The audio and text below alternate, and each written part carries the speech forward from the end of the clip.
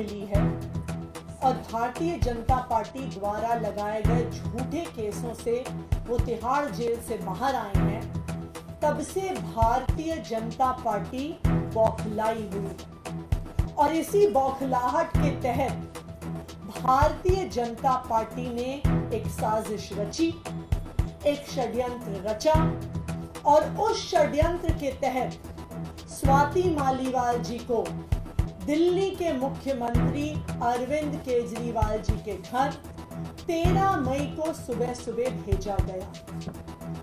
इस षड्यंत्र का इरादा था अरविंद केजरीवाल जी पर झूठे आरोप लगाना। स्वाति मालीवाल जी इस षड्यंत्र का चेहरा थी, स्वाति मालीवाल जी इस षड्यंत्र का मोहरा थी। स्वाति मालीवाल जी 13 मई को अनअनाउंस्ड बिना अपॉइंटमेंट लिए मुख्यमंत्री आवास पहुंची। उनका इरादा था कि मुख्यमंत्री पर आरोप लगाया जाए, लेकिन मुख्यमंत्री जी उस समय अवेलेबल नहीं थे, उपलब्ध नहीं थे, इसलिए वो बच गए। फिर स्वाति मालीवाल जी ने विभव कुमार पर आरोप लगाए, लेकिन आज एक वीडियो सामने आया है, मुख्यमंत्री आवास के ड्राइंग रूम का वीडियो सामने आया है और उस वीडियो ने स्वाति मालीवाल जी के झूठ को पूरे देश के सामने रख दिया। स्वाति मालीवाल जी ने जो कंप्लेंट करी थी, ये दिल्ली पुलिस को की गई उनकी एफआईआर और उस एफआईआर में शामिल फैक्ट शीट है।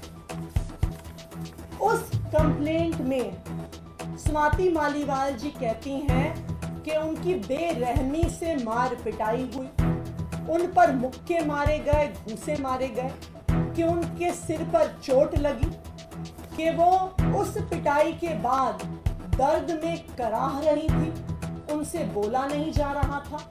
वो पुलिस को बार बार कह रही थी कि मुझे मारा गया, मुझे पीटा गया। उन्होंने अपनी कंप्लेंट में लिखा है कि उनका सर टेबल पे लगा और उनका सर फट गया। उन्होंने लिखा है कि उनके कपड़े फाड़े गए, उनकी शर्ट के बटन फाड़े गए। ये सब कुछ स्वाति मालीवाल जी ने अपने आरोपों में कहा, लेकिन जो आज वीडियो सामने आया है वो बिल्कुल इसके विपरीत सच्चाई दिखाता है। स्वाति मालीवाल जी उस ड्राइंग रूम में बहुत आराम से बैठी हुई हैं। वो पुलिस कर्मियों को ऊंची आवाज में डरा रही हैं, धमका रही हैं। विभव कुमार जी पर जिस पर उन्होंने आरोप लगाया, ऊंची आवाज में उनको भी धमका रही हैं, उनके लिए अपशब्दों का प्रयोग कर रही हैं। उनके कपड़े फटे हुए नहीं हैं, किसी भी प्रकार से उनके सर पर चोट नहीं दिख रही है। सिर्फ एक चीज दिख रही है कि वो पुलिस को धमका रही हैं, वो विभव कुमार जी को धमका रही हैं, ऊंची आवाज में धमका रही हैं और कहीं पर भी वो इस बात का जिक्र तक नहीं करती कि किसी ने उनको छुआ है या किसी ने उन पर हमला किया। तो आज के इस वीडियो ने साफ साफ देश के सामने रख दिया है कि स्वाति मालीवाल जी द्वारा लगाए गए ये सारे आरोप बिल्कुल निराधार हैं, बिल्कुल झूठे।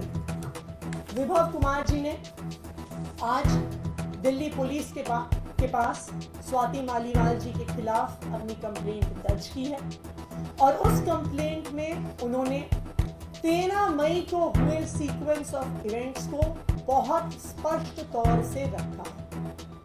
13 मई की सुबह स्वाति मालीवाल जी बिना किसी अपॉइंटमेंट के सीएम आवास पहुंचे। जब उन्हें सिक्योरिटी द्वारा गेट पर पूछा गया, उनकी आइडेंटिटी पूछी गई, वो किस लिए आई हैं पूछा गया, तो उन्होंने बताया कि मेरा मुख्यमंत्री जी के साथ अपॉइंटमेंट है। जब सिक्योरिटी गार्ड्स ने ऑफिस में क्रॉस चेक किया तो उन्हें पता चला कि कोई अपॉइंटमेंट नहीं है और स्वाति मालीवाल जी को गेट पर रोका गया। लेकिन वहां पर भी उन्होंने पुलिस वालों को धमकाया, कहा कि मैं राज्यसभा की सांसद हूं, मुझे रोकोगे तो मेरे पास पावर है तुम्हारी नौकरी ले लेने की। और वो पुलिस वालों से झगड़ा कर और वो सीएम आवास में, जो सीएम रेजिडेंस का कैंपस है, उसके अंदर घुस गए। सिक्योरिटी उन्होंने फिर से कहा कि आपके पास अपॉइंटमेंट नहीं है, आप सीएम आवास में नहीं जा सकती हैं। और वो उन्हें सीएम रेजिडेंस के वेटिंग रूम में, जो वेटिंग रूम सीएम के रेजिडेंस के मेन बिल्डिंग जहां पे वो रहते हैं उससे बाहर है, वहां पर लेके गए, वहां पर बैठाया। उनको फिर से बताया गया आपके पास अपॉइंटमेंट आज नहीं है। वेटिंग रूम में बैठने के कुछ देर बाद वो जोर जबरदस्ती कर सीएम रेजिडेंस के मेन बिल्डिंग में, जहां पर मुख्यमंत्री और उनका परिवार रहता है, उस बिल्डिंग के अंदर घुस गई और वहां पर ड्राइंग रूम में जाकर बैठ गई। वहां पर उन्होंने कहा कि सीएम को बुलाओ, अभी बुलाओ, मुझे अभी मिलना है। अब आप मुझे बताइए, स्वाति मालीवाल जी राज्यसभा की सांसद, क्या उन्हें पता नहीं है कि मुख्यमंत्री से अपॉइंटमेंट लेने का क्या तरीका होता है? क्या उन्हें पता नहीं है कि मुख्यमंत्री की कई शेड्यूल बिजी होते हैं, जरूरी नहीं है कि वो उपलब्ध। तो फिर क्या कारण था जो वो सुबह सुबह बिना अपॉइंटमेंट के जोर जबरदस्ती करके मुख्यमंत्री आवास के अंदर घुस गई और बैठ गई और सीएम से मिलने के लिए जबरदस्ती कर रही? तब सीएम रेजिडेंस के स्टाफ ने विभव कुमार जी को फोन किया। 10-15 मिनट बाद विभव कुमार जी आए। उन्होंने स्वाति मालीवाल जी को ड्राइंग रूम में बताया कि आज मुख्यमंत्री जी अवेलेबल नहीं है, वो मिल नहीं पाएंगे। उसके बाद स्वाति मालीवाल जी ने विभव कुमार जी से ऊंची आवाज में बहस करनी शुरू कर। उन्होंने कोशिश करी कि वो ड्राइंग रूम से निकलकर घर के अंदर के हिस्सों में जाने की कोशिश करें।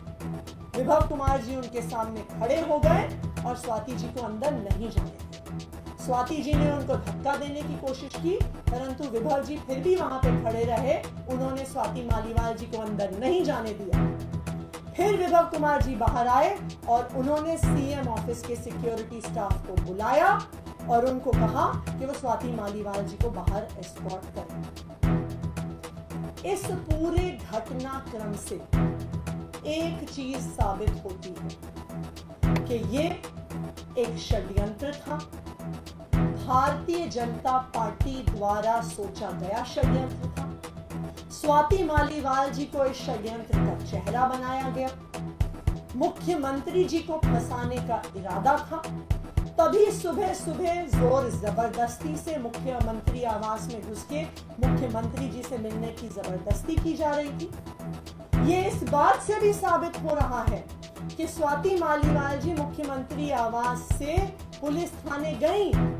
पुलिस ने उन्हें एमएलसी कराने को कहा, लेकिन उन्होंने एमएलसी कराने से मना कर दिया। फिर 3 दिन बाद भारतीय जनता पार्टी फिर से एक नए झूठ के साथ स्वाति मालीवाल जी को सामने लेकर आई। लेकिन ये पूरा प्रकरण, आज जो वीडियो सामने आया है, जिस प्रकार से स्वाति मालीवाल जी पुलिस वालों को धमका रही हैं, विभव कुमार जी को धमका रही हैं, जिस प्रकार से सोफे पर बैठी हुई हैं, जिस प्रकार से ये स्पष्ट है कि वो उनके साथ वीडियो देखकर साफ पता चल रहा है कि वो आराम से बैठी हुई हैं, ना दर्द में करा रही हैं, ना उनके कपड़े फटे हुए हैं, ना उनके सर पर चोट लगी हुई है। तो ये पूरा वीडियो स्वाति मालीवाल जी के झूठ को सामने लेकर आता है और भारतीय जनता पार्टी के षड्यंत्र को साफ कर देता है।